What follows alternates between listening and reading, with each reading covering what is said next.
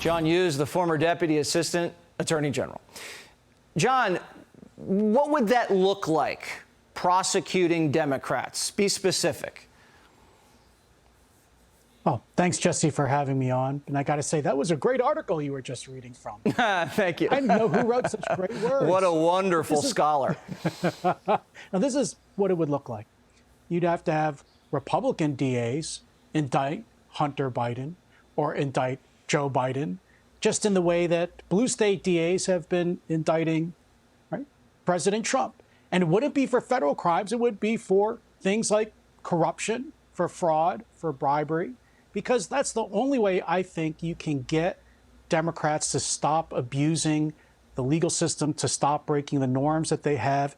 I was listening to your introduction to the segment, Jesse, and look, the Democrats are so scared because they have broken all of these rules. They have crossed the Rubicon, and now they're so worried because once they've destroyed all these norms and the way they've gone after Trump, they realize, right, Republicans can turn around and do the exact same things to them.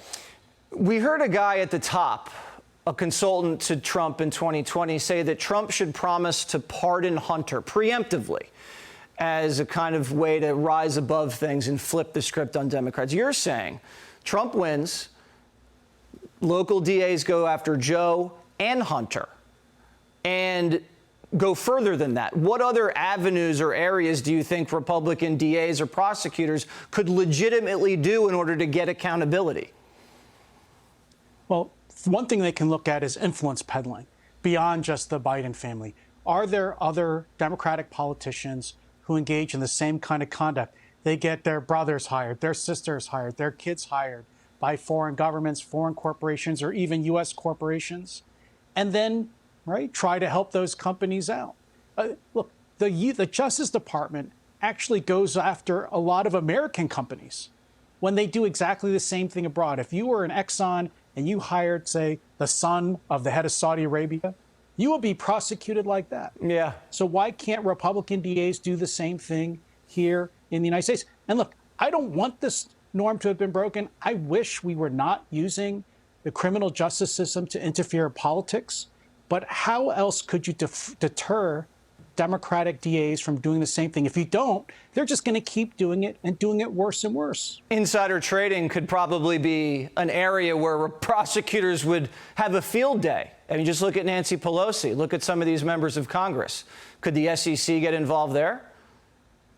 Well, it could be the SEC, but it could just be, and this is the thing that the Democrats really started, it wasn't just the Justice Department. It was letting any city and county DA go after Trump. There are 2,500 elected DAs in the country.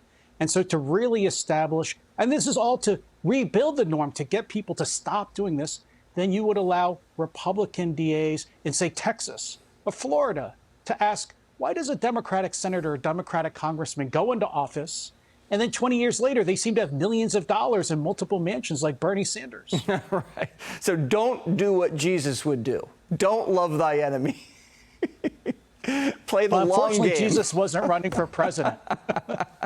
All right, Jonathan Yoo, thank you so much. Click here to subscribe to the Fox News YouTube page to catch our hottest interviews and most compelling analysis. You won't get it anywhere else.